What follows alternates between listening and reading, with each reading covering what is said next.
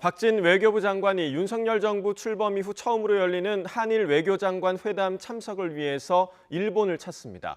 한일 관계를 풀기 위한 돌파구가 마련될지 주목되는데요. 취재기자 연결합니다. 홍주혜 기자. 네, 외교부입니다. 네, 우리 외교부 장관이 일본을 찾는 게 굉장히 오랜만이죠? 네, 한국 외교부 장관이 양자 회담을 하기 위해 일본을 찾는 건 4년 7개월 만입니다.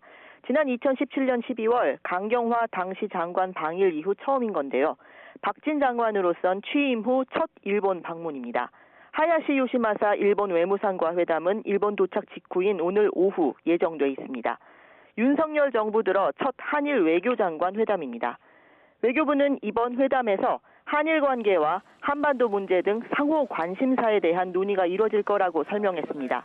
박 장관은 또 2박 3일간의 방일 기간에 지난 8일 선거 유세 도중 피격돼 숨진 아베 신조 전 일본 총리에 대한 조의도 표할 계획입니다.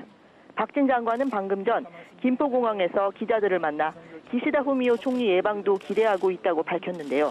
윤 대통령 친서나 메시지를 전달할 계획이 있느냐는 질문에 이렇게 답했습니다. 직접 들어보시죠.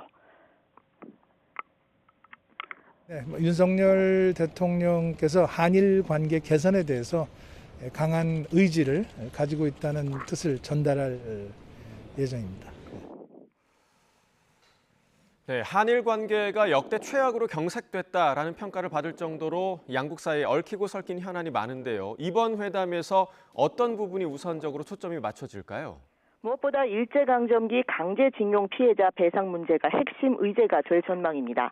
미쓰비시 중공업 등 일본 기업의 국내 자산 현금화에 대한 대법원 결정이 임박해 한일 양국 모두에게 부담이 크기 때문입니다.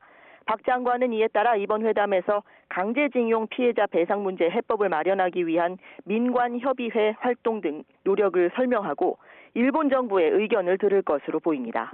과거사 문제 이외에도 북한의 도발에 대한 공조 강화 방안과 함께 민간 교류 확대와 일본의 수출 규제 등 양국 간 현안이 폭넓게 논의될 수 있습니다.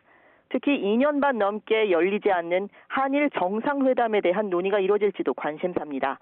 박 장관의 이번 방일을 계기로 주요 현안을 둘러싼 양국의 입장차가 얼마나 좁혀질 수 있을지는 그러나 불투명합니다. 우선 일본은 과거사와 관련해 한국이 먼저 해결책을 내놓아야 한다는 입장을 고수하고 있습니다.